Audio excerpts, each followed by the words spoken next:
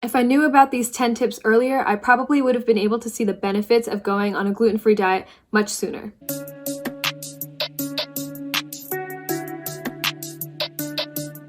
Hey everybody, welcome to my channel. My name is Rachel, and here on Gluten Curious, I make videos about sensitive skin, gluten-free lifestyle, and eczema. So I started being gluten-free 4 years ago, and when I started my diet, I had no idea if it would actually help me or not. I heard things about cross-contamination, but I didn't pay much attention to it because I was like, there's no way I'm that sensitive to gluten. Well, turns out I am that sensitive to gluten. So here are 10 tips and tricks that I've learned along the way that can help you save a lot of time. Don't binge eat gluten. So when I started my gluten-free diet, I had to basically start over every day because something random would have gluten in it, like ice cream or like Pringles. So if I accidentally broke my diet, I would tell myself I'm starting again tomorrow.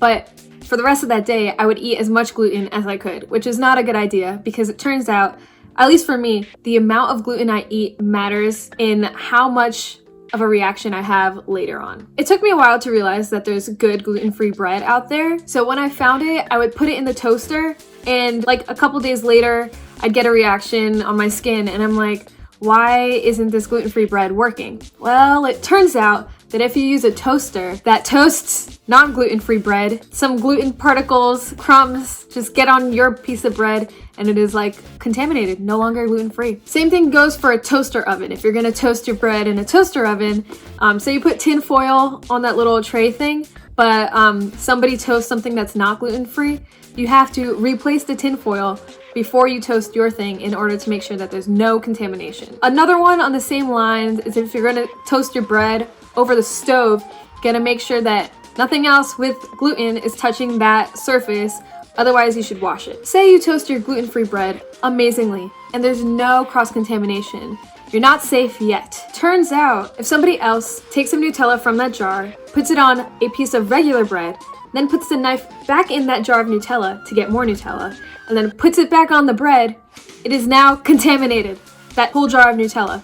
So at home, I have like my own jar of Nutella, my own jar of almond butter, and I never finish it before it expires, but that's okay because I'm avoiding contamination. Another note is that fries are generally gluten-free because they're made with potatoes, but some places coat their fries in flour and then fry them again. And if they don't do that, some places fry the gluten-free fries in the same oil that they fry regular food with gluten in it.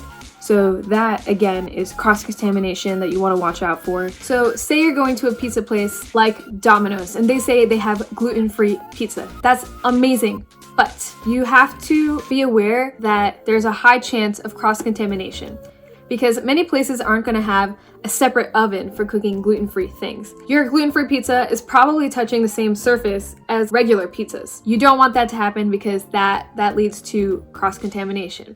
So the best deal in this case for pizza is to make your own at home or just go without it. I tend to take the risk because I think pizza's my weakness. So one side tip, if you're eating out at any place, if you ask for something gluten-free and they say, oh, do you have an allergy or a sensitivity? Even if you have a sensitivity, say allergy, because if you have a sensitivity, they're gonna be like, this isn't gonna kill you, and then they don't try as hard to minimize the cross-contamination.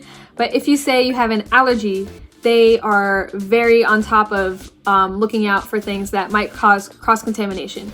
And that's only at good places. Some places like waiters and waitresses will tell you that food's gluten-free without checking, even if it's not. Eating out at Asian food places, like I love sushi, Japanese food, Chinese food, but a lot of the stuff has soy sauce in it. And soy sauce contains gluten. Yeah, that's right. One thing that you thought that gluten couldn't ruin is now ruined. So yeah, just be careful of soy sauce. It could be hidden in your sushi. But if you do decide to go with sushi, which is a much safer Asian food route, you should watch out for like the crunchy things they put on top of sushi with tempura batter or whatever, because that contains flour. So the last tip I have is definitely a gluten-free tip, although it does not have to do with food, and that is you have to avoid aveeno products. A lot of their products have wheat or flour in it. And even if they say oats, a lot of time their oats can be cross-contaminated. You just don't want to take that chance, especially when you're putting stuff all over your skin. So those are my 10 gluten-free tips that you may not have known. Like this video if you found it interesting.